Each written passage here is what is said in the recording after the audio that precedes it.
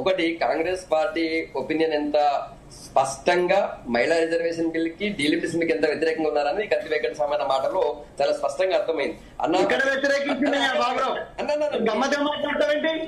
నా ఇంటర్ప్రిటేషన్ నువ్వు చెప్తావేంటి?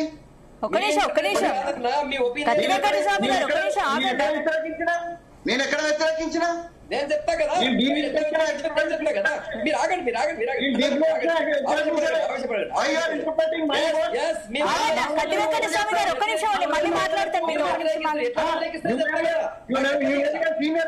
Maybe a senior.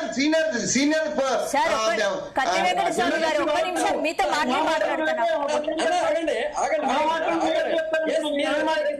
Me opinion నేను అన్నటి మాటలు ఎట్లా చెప్తున్నావు అంటున్నా. నేను అన్నటి మాట నువ్వు ఎట్లా చెప్తావు అంటున్నా. అన్నది మాటలు కాదు, మీ మాటలు అర్థం అదే అని చెప్తున్నా నేను. అర్థం కాకపోతే నీకు అర్థం కాకపోతే నువ్వు తప్పు అర్థం చేసుకుంటే మీ మాటలు నువ్వు తప్పు అర్థం చేసుకుంటే నీ బుర్రకాలు సార్ ఒక్క నిమిషం కత్తి వెంకట స్వామి గారు ఒక్క నిమిషం ఆగండి సార్, ఒక్క నిమిషం ప్లీజ్. అర్థం చేసుకొని నన్ను తప్పంటావు ఏంటి? సరే నేను మాట్లాడిన తర్వాత అన్నమాట.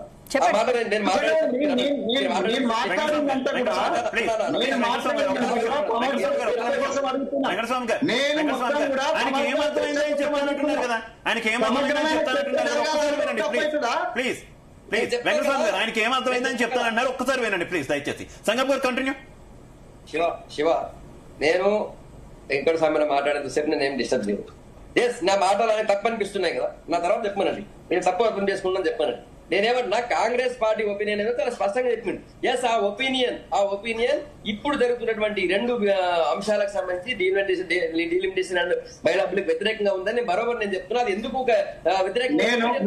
నేను చెప్పాల్సింది భారతీయ జనతా పార్టీ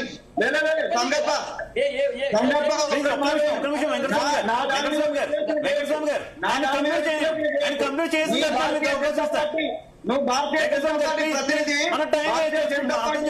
చెప్పు. భారతీయ జనతా పార్టీ ఒపీనియన్ చెప్పు.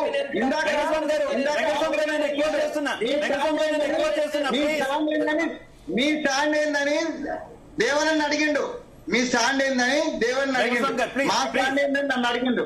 యాంకర్ గారు భారతీయ జనతా పార్టీ స్టాండ్ ఒకటే కాదన్నా కాంగ్రెస్ చేస్తున్న భారతీయ జనతా పార్టీ స్టాండ్ కు కబరించగా నాదాన్ని విశ్లేషణ చేయడానికి నువ్వెవరు? నా మాటను విశ్లేషణ చేయడానికి నువ్వెవరు అంటున్నాను. నా ఒపీనియన్ కాంట్రాడిక్ట్ చేయడానికి నువ్వెవరు? ప్లీజ్ ఇద్దరికి నేను రిక్వెస్ట్ చేస్తున్నా ప్లీజ్. నేను శివ నేను వెంకట స్వామి గారు మాట్లాడిన సేపు నేను ఎక్కడ వన్ వర్డ్ కూడా ప్లీజ్ వెంకట స్వామి గారు దయచేసి మనం టైం కిల్ చేసుకుంటాం. టైం తక్కువ అర్థం చేసుకోవాలా? నేను రిక్వెస్ట్ చేస్తున్నా ప్లీజ్. సరే ఆ పాయింట్ నుంచి ఇంకో పాయింట్ అక్కడ ఇదైతే ఇప్పుడు వెంకట స్వామి అన్న ఆయన చాలా పెద్ద మేధావి, చదువుకున్న ఆయన కూడా వేరే దేశాల యొక్క రాజ్యాంగాల్ని వేరే దేశాల యొక్క పద్ధతులను తీసుకొచ్చి ఇక్కడ ఇప్పుడు అమలు చేయండి అంటున్నాడు. అంటే రాజ్యాంగం మొత్తం మార్చేయమంటున్నారు. మన భారతదేశ మీరు ఆగండి, లాస్ట్ మీరు చెప్పండి. భారత రాజ్యాంగం వెంకటస్వామి గారు మీరు ఒక నిమిషం ఆగండి, చెప్పండి.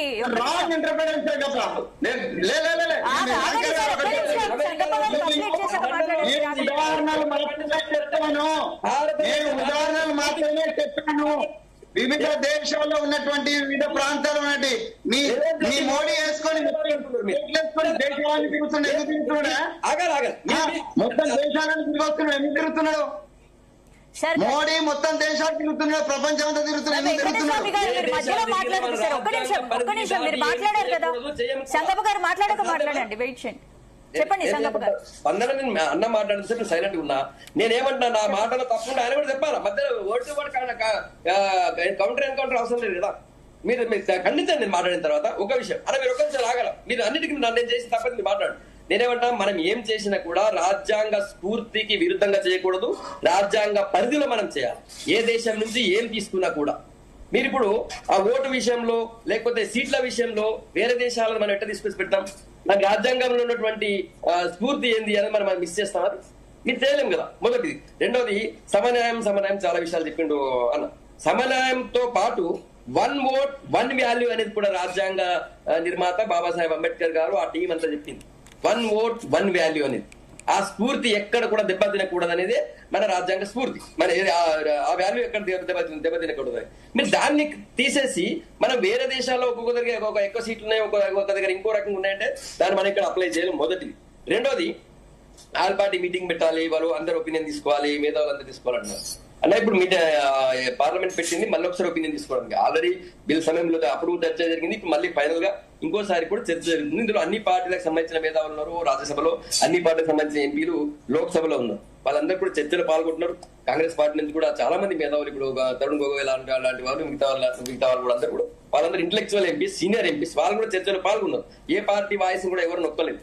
తరుణ్ గొగోయ్ గారు మాట్లాడేటప్పుడు కుమారి శైలజా గారు స్పీకర్, ప్యానల్ స్పీకర్ కూర్చున్నారు. ఆయన వాయిస్ నేమీ కట్ చేయాలి, ఎందుకంటే సేమ్ కాబట్టి. నేనేమంటున్నా అంటే, ఇప్పుడు మీరు పదే పదే అన్ని రాష్ట్రాలకి అన్న కూడా మాట్లాడుతూ ఏ రాష్ట్ర ఇన్కమ్ బట్టి కూడా మనం చేయాలని అన్నారు. ఇన్కమ్ బట్టి ఓట్ వాల్యూ నిర్ణయించవచ్చా? అది రాజ్యాంగ స్ఫూర్తికి కరెక్ట్ అది. ఓటును బట్టి ఒకరు నిర్ణయించారు. కరెక్టా? నేను చెప్తా, రిజర్వేషన్ కూడా చెప్తా, అన్ని చెప్తా.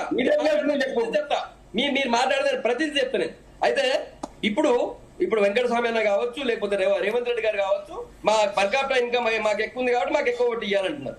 అంటే దాని అర్థమైంది అంటే ఒక డబ్బులు ఎక్కువ ఉన్నకి ఎక్కువ ఓట్లు ఇవ్వాలి, పేదోనికి తక్కువ ఓట్లు ఇవ్వాలా? ఒకటి. రెండోది, అలా చిన్న రాష్ట్రం తెలంగాణ ఒకటే కాదు, నార్త్ ఇండియాలో కూడా చాలా రాష్ట్రాలు ఉన్నాయి, ఈశాన్య రాష్ట్రాలు చాలా చాలా చిన్నవి. అంటే అట్లనే వదిలేస్తారా?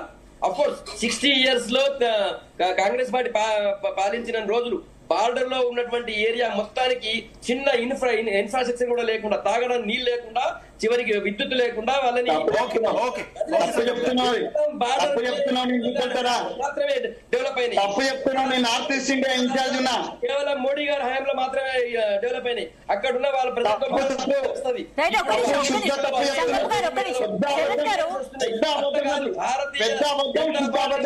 గవర్నమెంట్ ఉండే గ్రామం నుంచి మధ్యలో సిటీ మధ్య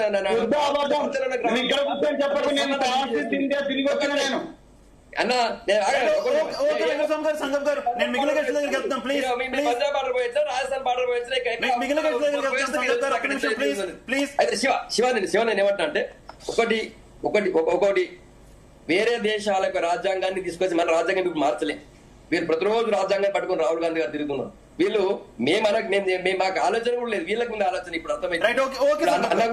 అన్న కూడా ఏఐసిసి తో రెగ్యులర్ గా మీటింగ్ లో పాల్గొంటారు కాబట్టి వాళ్ళ ఆలోచనలు ఆయన చెప్తున్నాడు. మీరు ఖండించిన తర్వాత అయితే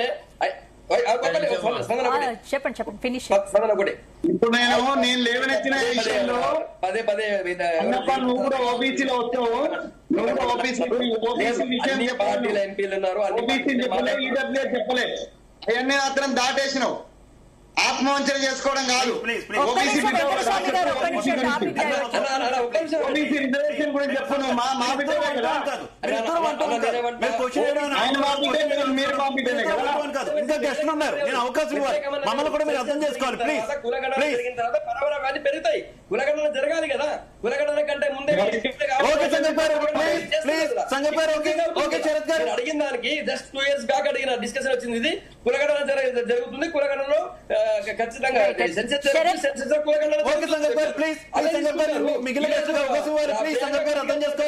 మాట్లాడారు. ఇప్పుడు శరత్ గారు, ఇప్పుడు జనాభా లెక్కలతో కాకుండా జిఎస్డిపి ఆధారంగా సీట్లు పెంచాలని రేవంత్ రెడ్డి డిమాండ్ చేస్తున్నారు. ఇప్పుడు ఇంత దేవప్రసాద్ గారు ప్రస్తావించింది, తేజస్వి సూర్య గారు స్పీచ్ లో చివరిలో మాట్లాడిన పాయింట్ సార్. తేజస్వి సూర్య గారు తెలంగాణను ఎక్కడ వ్యతిరేకించలేదు, తెలంగాణను అవమానపరిచే విధంగా ఎక్కడ మాట్లాడలేదు. భారతదేశ విభజన జరిగిన 10,000 మంది చనిపోయినారు. ఇప్పుడు కూడా కాంగ్రెస్ పార్టీ 2009 December 9 రోజు మాట ఇచ్చి వెనక తీసుకోవడం వల్ల 1200 నుంచి 1400 మంది చనిపోయినారు. సో అదే పరిస్థితిలో ఈ ఇక్కడ జనాభాను కూడా, ప్రజలు యువకుని కూడా కాంగ్రెస్ పార్టీ చంపిందనే విషయం చెప్పిండు. అది నేను మాత్రమే, దేశంలో కూడా కాదు. ఇప్పుడు కాంగ్రెస్ పార్టీకి తెలంగాణలో గొప్ప ఏమంటారు సింగిల్ లీడర్ గా, లేకపోతే రాష్ట్ర ముఖ్యమంత్రి రేవంత్ రెడ్డి గారు కూడా చెప్పారు కదా సోనియా రైట్, గాంధీ బలి దేవత అన్నారు ఒక్క కదా. నిమిషం, సంగప్ గారు. ఓకే సంగప్ గారు, ప్లీజ్ సంగప్ గారు, నేను మిగిలిన వాళ్ళకి అవకాశం ఇవ్వాలి, అర్థం చేసుకోవాలి. శివాజీ చెప్పని పొన్నం ప్రభాకర్ గారు పెద్ద ఏదో తీసుకొచ్చి ఈరోజు తేజస్వి సూర్య గారు లేదు అంటారు. మరి మీరు పని చేస్తున్నటువంటి మీ క్యాబినెట్ కి హెడ్ అయినటువంటి రేవంత్ రెడ్డి గారు ఏమన్నారు సోనియా గాంధీని బలి దేవత అన్నారు. ఎందుకన్నారు బలి దేవత? ఓకే ప్లీజ్ సంగప్ గారు, రైట్.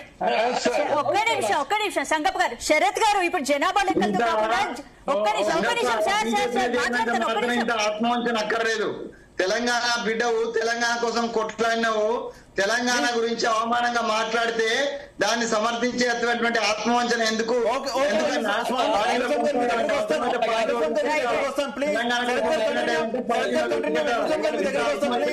రేవంత్ రెడ్డి గారు ఒక్క నిమిషం మిగతా కేసులకు అవకాశం ఇవ్వాలి. ఒక్క నిమిషం. కొట్లాడినవి అట్లా ఆత్మవంచన చేసుకుంటే ఎట్లా నా బీజేపీ కోసం? అన్న భారతీయ జనతా పార్టీ వల్లనే సపోర్ట్ చేయడం వల్ల తెలంగాణ వచ్చిందన్న. సంగప్ప గారు